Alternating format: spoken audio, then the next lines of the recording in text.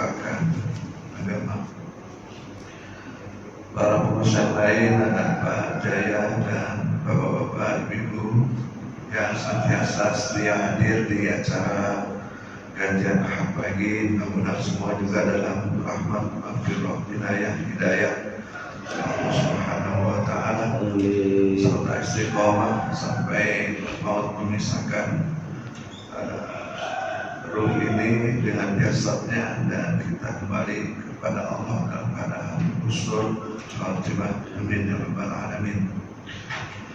Pada pagi hari ini yang mudah-mudahan Allah rahmati dengan turun hujan. Kalau nurutin nafsu enaknya ngapain Pak? Buka.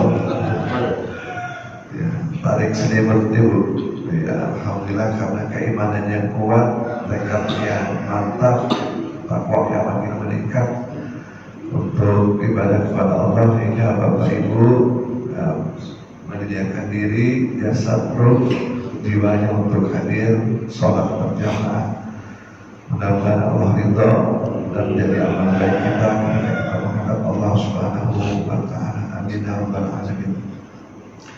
Bismillahirrahmanirrahim. Wa barakatuhu. Bismillahirrahmanirrahim. Bismillahirrahmanirrahim. Assalamu alaikum warahmatullahi wa alihi wa furu'i wa ashabihi wa tabi'in wa tabi'in wa min al-mustahidin wa al-salih wa Ahmad al-Syafi'i wa al-Nabi al-Muslim wa al-Qattani wa al-Sayyid al-Ribari wa al-Ustadzuna dan selanjutnya buat orang tua kita yang sudah meninggal dunia. Mudah-mudahan Allah mereka rahmati mereka di kubur dengan dilapangkan, diluaskan, disinari di atas derajatnya setinggi-tingginya oleh Allah Subhanahu wa Ta'ala karena kebaikan kesolehan anak-anaknya. Buat bapak kita yang masih hidup, mudah-mudahan diberikan kekuatan iman Islam, dan kalaupun Allah ambil ruhnya dalam keadaan husnul khatimah. Dan anak-anak kita doakan Rabbana hab lana min azwajina wa dhurriyyatina qurrata a'yun waj'alna lil muttaqina imama. Rabbana muqimina as-shalah wa min dhurriyyatina rabbana taqabbal du'a wa lana al-fatiha.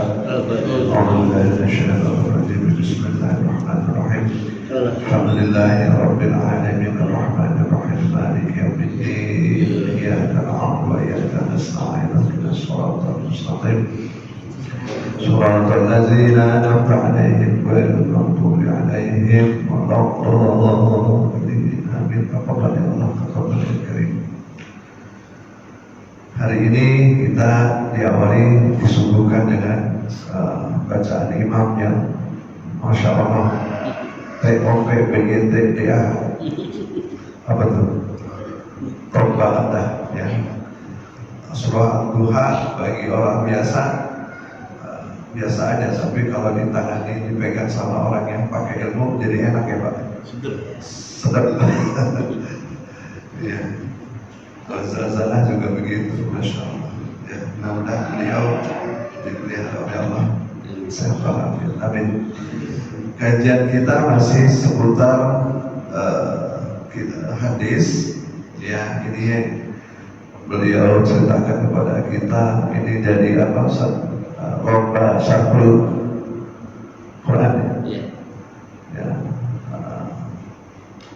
Hadis tentang bahayanya kita tidak dekat kepada para ahli agama, para ulama, sama jauh daripada ahli fikih, ya, fuqaha.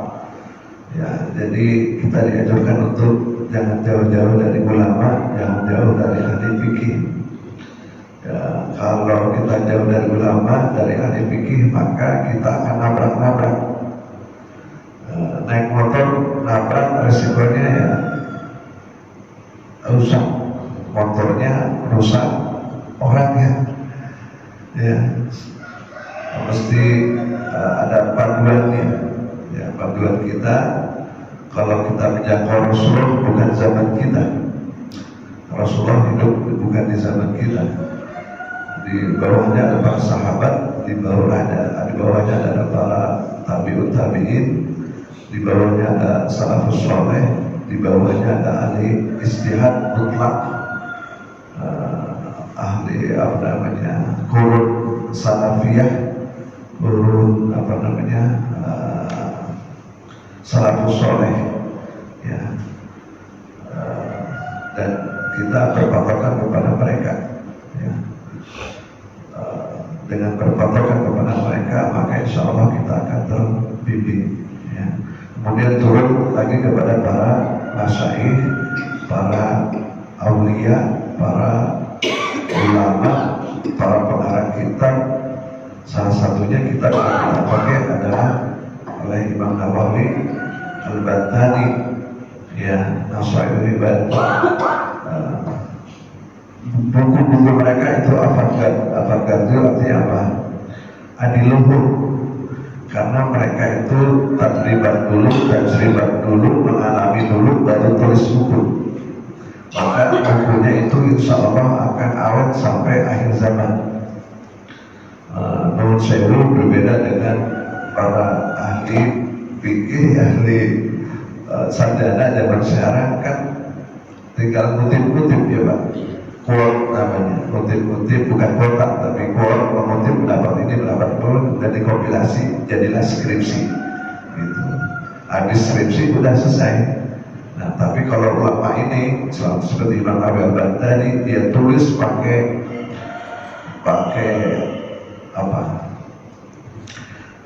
pakai kertas ada ala kadarnya, kemudian pakai tinta yang berbahannya pegangannya dari bulu ayam, ya. Kemudian lampunya nggak kayak kita pakai listrik, tapi pakai lampu blender. Lampu blender, tahu lampu blender Pak? Nah, boleh tahu lampu blender ya? Nggak tahu, anak muda ya. Nanti tahu lampu blender? Nggak, yang ini lampu tempel. Tapi dulu bukan ya, lampu blender lampu tempel. Tapi ada lampu yang nggak pakai tempel, maksudnya pelita. Iya, pelita obor. Iya, obor. Ya. Kalau Pak Jaya dulu obor buat ngalap puyuh.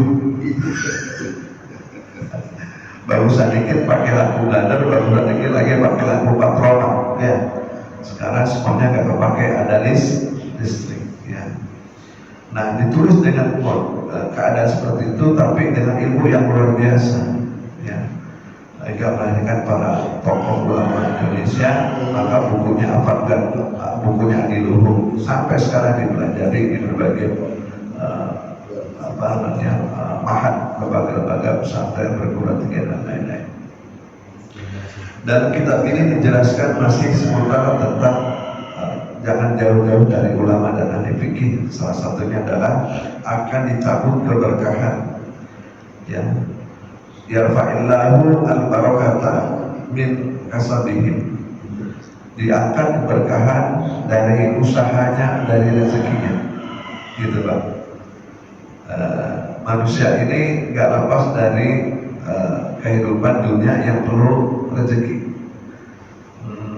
Kalau rezekinya habis berarti dia mati, ya. Makin sini rezeki kita makin banyak, makin sedikit Pak. Banyak. Alhamdulillah. Tapi kalau secara perkembangan makin lama makin dikit. Misalnya Pak Jaya dulunya makan durian boleh, sekarang sudah kagak boleh makan durian, ya. Ibu dulu hijau boleh, daun singkong boleh, kangkung, so'ong, bayam, iya, jejer masuk, ya Bu. Sekarang nggak boleh makan daun singkong, karena kalau habis makan daun singkong kakinya pada sakit. Dulu ikan gabus, ikan asin, ikan pedang dipepes, alhamdulillah enak. Sekarang banyak yang dikit darah Ya. Jadi makin kesini Pak, responnya jatah rezeki kita makin sedikit, makin berkurang. Dulu makan pagi, siang, sore, sekarang makan asal dapat masuk perut sudah kenyang, betul Pak? Bahkan aki-aki model begini nih kagak pakai sarapan, ngopi aja merokok. Jadi makin kesini kapasitas kita makin lama-lama jatahnya habis Pak Jaya.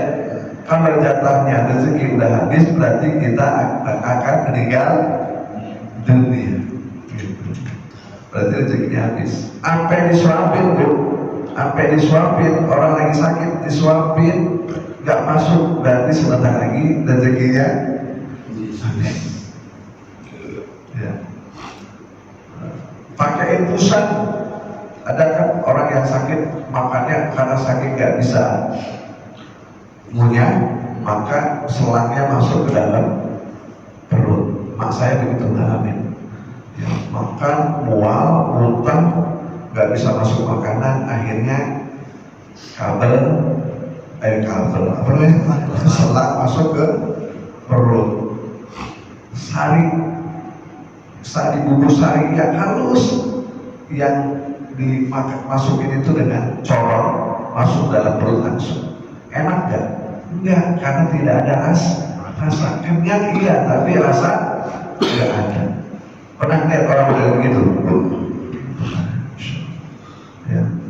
Itu berarti sebentar lagi rezekinya habis. Kalau rezeki habis berarti menikah. Emang ada orang lagi sakit, oh meninggal masih ganas baik.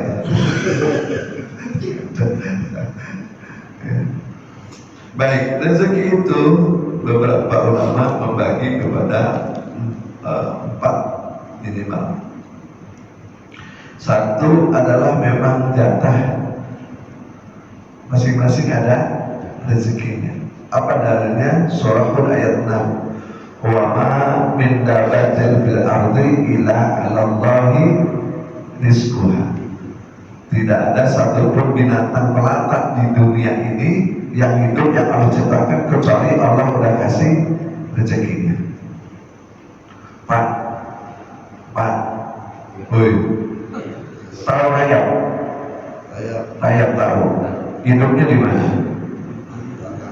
Di dalam ada rantunya enggak? Ada. Bu, pernah lihat rantu rayap? Bude. Itu yang ngasih pan siapa? Masya Allah.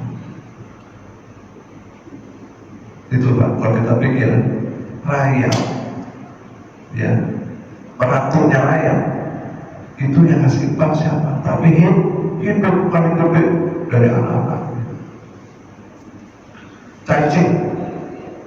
Cacing emang punya buku tabungan. Cacing jualan, cacing ojek, cacing kerja, enggak, tapi hidup siapa yang ngasih? Allah Subhanahu wa ta'ala. Wa ma min dabbatin fil ardi illa 'alallahi rizquha. Jadi kalau pakai dalil ini, semua orang sudah ada rezekinya masing-masing. Bahkan dulu kata Pak Manik, banyak anak banyak rezeki. Kira-kira benar apa salah itu? Benar Pak. Allah setiap kali ciptakan makhluknya udah ada rezekinya masing. Pada ya nambah makannya. Iya. Dan maka dulu ya Pak kayaknya namanya KB itu dari sisi MUI belum tentu cocok karena membatasi anak, padahal anak itu rezekinya masing gitu ya. Bahkan sebagian ada yang mengharamkan karena berarti membunuh bahan-bahan anak melalui alat yang namanya spiral atau apalah gitu ya, suntik gitu, itu kontroversi ya. Sekarang alhamdulillah, karena dibikin peraturan anak cukup 2, yang 3 nggak ada penjaminan, kan gitu ya dulu. Sekarang Pak mau apa juga, siapa yang jamin? Allah Subhanahu wa Ta'ala. Cuma yang punya dikit lah, punya anak 2 sama punya anak 4, punya yang mana?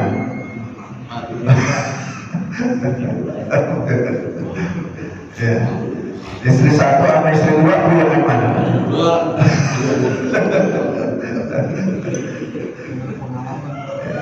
Jadi kalau pakai dalil ini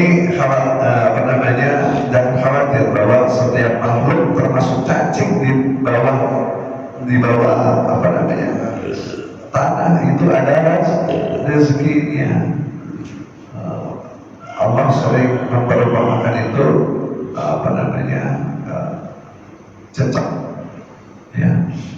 Cecak bisa terbang enggak, sementara makanannya terbang.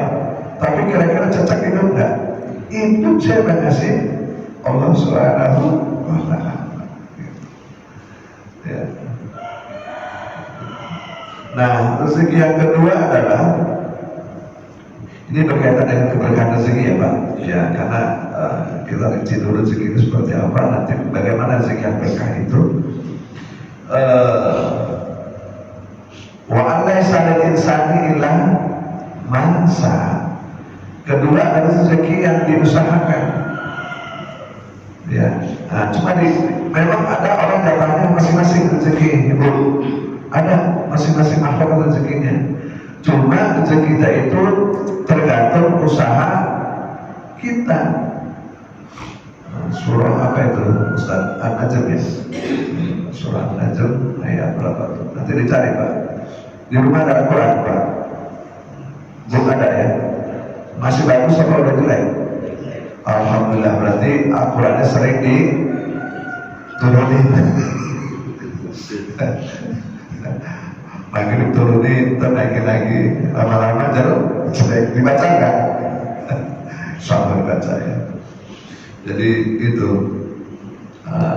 kan kita sudah bahas bulan yang lalu kalau Imam Syafi'i rezeki itu harus dikejar, diusahakan.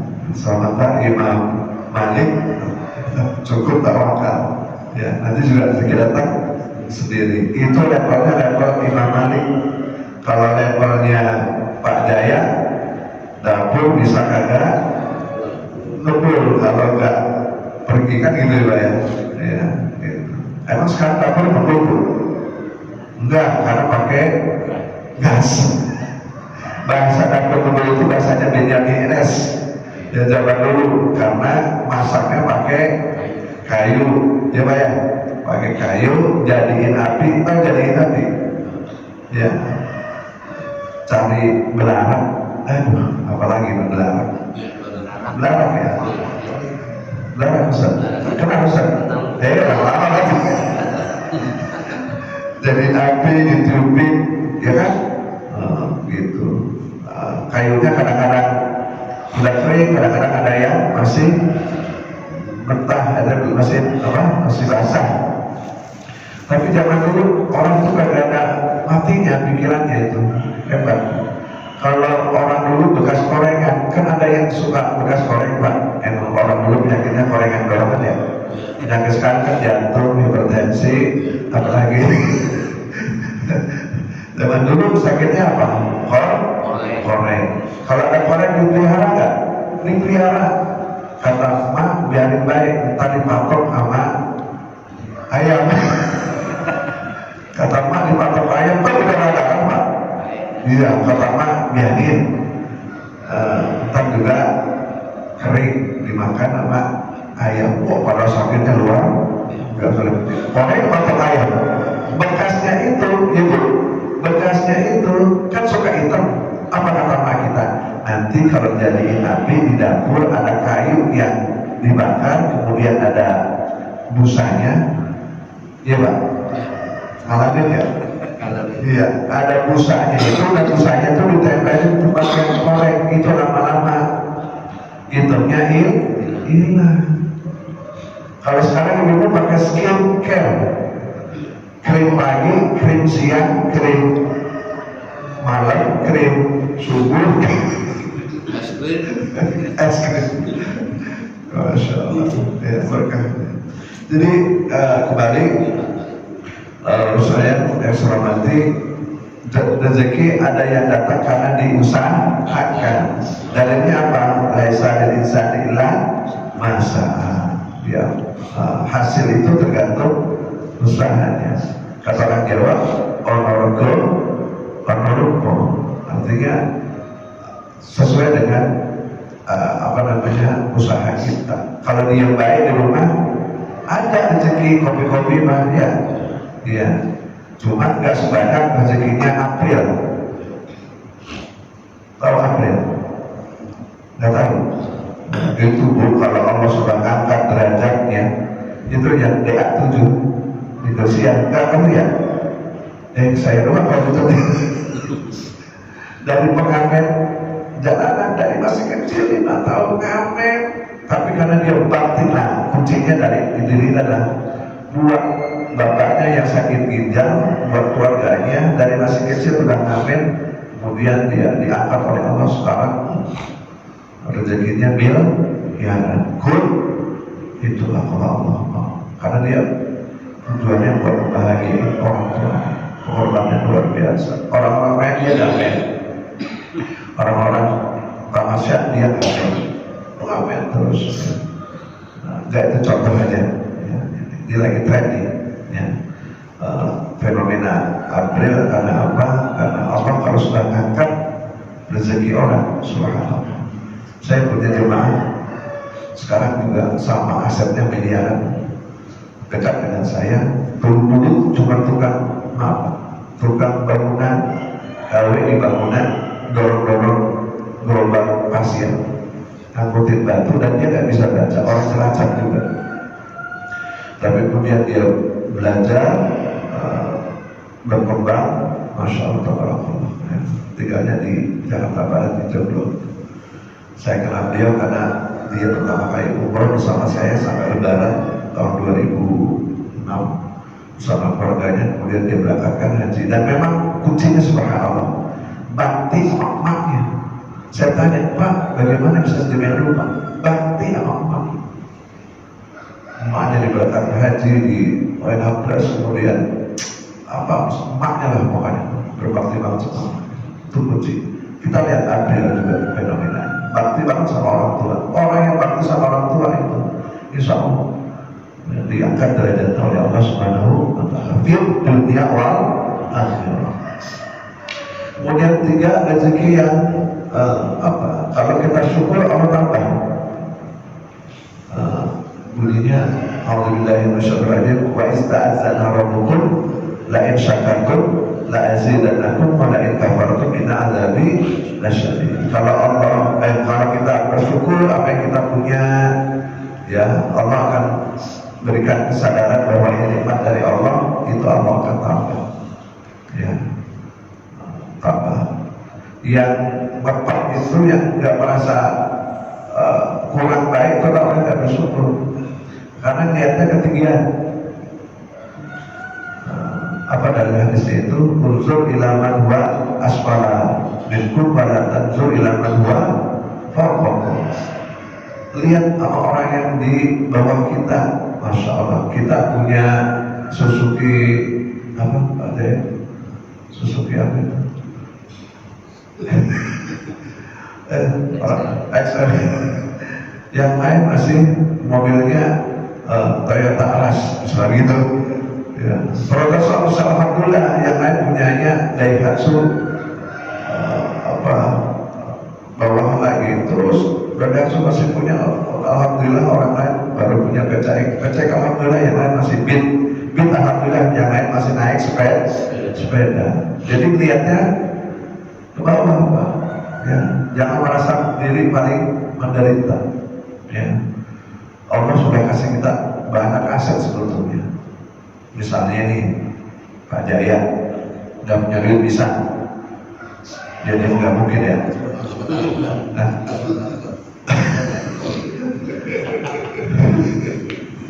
coba nggak punya duit bisa nih, nggak begitu bisa.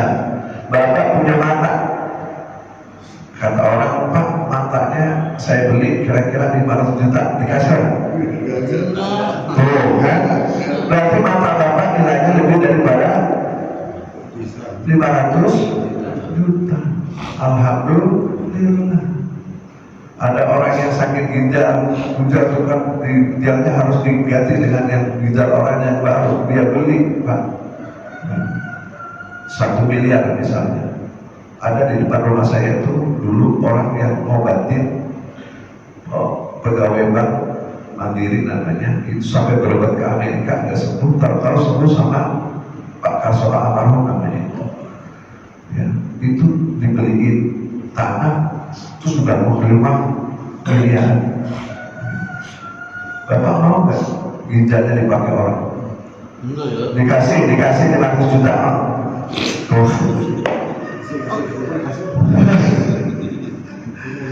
Tukar sama ginjal, mau nggak? Pak Jaya tangannya lagi luntur, kata tetangga, Pak Jaya tangan saya luntur, bagi 1 saya bayar 500 juta, mau? Tuh berarti tangannya nilainya, Masya Allah. Lain sakartum la azidannakum. Kalau saya punya bini saya nggak bersyukur. Nah, pertanyaan bagus, kenapa? Karena kalau saya bersyukur punya bini, takut Allah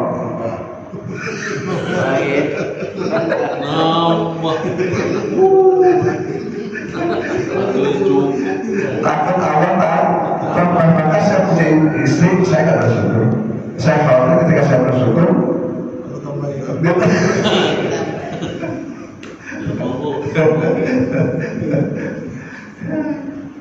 gitu. Keempat adalah rezeki yang tidak disangka-sangka. Ya, Bapak pernah dengar apa pakai 1000 dinar? Ayat 1000 dinar. Dinar itu mata uang dinar. Sekarang kalau Saudi itu rial, 1 rial itu 4.500-an. Dinar itu lebih dari, kalau kita mampir ke Abu Dhabi, ke Dubai itu rupiah nggak laku, kita harus tukar dulu dengan rial atau dinar atau dolar. Ya, rupiah ditolak ya, dan kursa tinggi ya, 1 dinar itu di atas 7-8 ribu ya.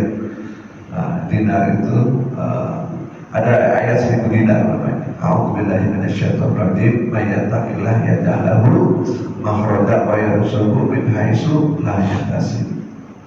Dia tanya itu. Jadi sering-sering baca itu Pak. Nanti kita diijazahkan sama Pak Kiai Abdul Rahman. Saya nggak punya ijazah saya satunya asli tapi kalau biasanya Pak Kiai suka menijazahkan itu ya. May yattaqillah yaj'al lahu makhraja wa yarzuqhu min haitsu la yahtasib. Siapa orang yang bertakwa kepada Allah pasti akan dikasih jalan rezeki dari jalan yang tidak disangka-sangka. Saya pernah dengar cerita begini,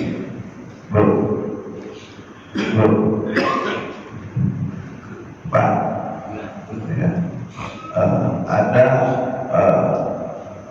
seorang wanita, istri seorang suami itu dulu waktu kawin lari, tahu kawin lari? Emang bisa kawin lari? Maksudnya tidak disetujui oleh bapak. Kemudian dia berumah tangga, suatu saat kan berumah tangga itu pasti ada bentroknya, ibu, pasti ada bentuknya. Ya, kalau sudah berumah tangga ingin bahagia salah, sebab di dalam berumah tangga ada sedihnya, ada bahagianya. Enggak semuanya bahagia, pasti ada sedih. Ya. Kemudian ketika itu dibentak sama suaminya, dia mau pulang ke rumah orang tuanya, malu karena dulu waktu menikahnya, kawinnya lari, nggak disetujui sama orang tuanya, gitu. Kan gitu. Emang pilihan lu, kata maknya gitu. Yang pilih lu, yang lu kabur sama dia, lu pilih dia jadi laki lu, dia lu rasain. Begitu kata orang baru kan begitu kan. Maka dia mikir gitu, wah mau balik kagak enak nih mama. Akhirnya dia cari tempat yang dia pengen bagus bisa-bisanya Pak Bu. Kemana? Di kuburan. Ya, dia cari kuburan yang paling baru Pak Kiai, supaya dia nangisnya nggak terlalu parah. Padahal dia lagi berantem sama suaminya. Dia nangis di depan kuburan yang baru, dianggapnya dia lagi nangisin lakinya ya, kan nggak malu kalau nangis di kuburan sekencang-kencangnya gitu kan. Nah kemudian ternyata ada dua ibu-ibu di situ Pak. Dua ibu-ibu, apa kata ibu-ibu itu yang satu, ada dua, yang satu katakanlah namanya Jamilah ya, yang kedua namanya Siti. Kata Jamilah, masalah laki kita ya, rupanya yang dimadu bukan kita doakan.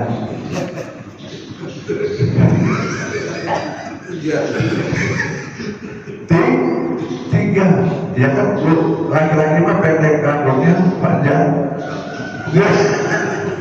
panjang akalnya.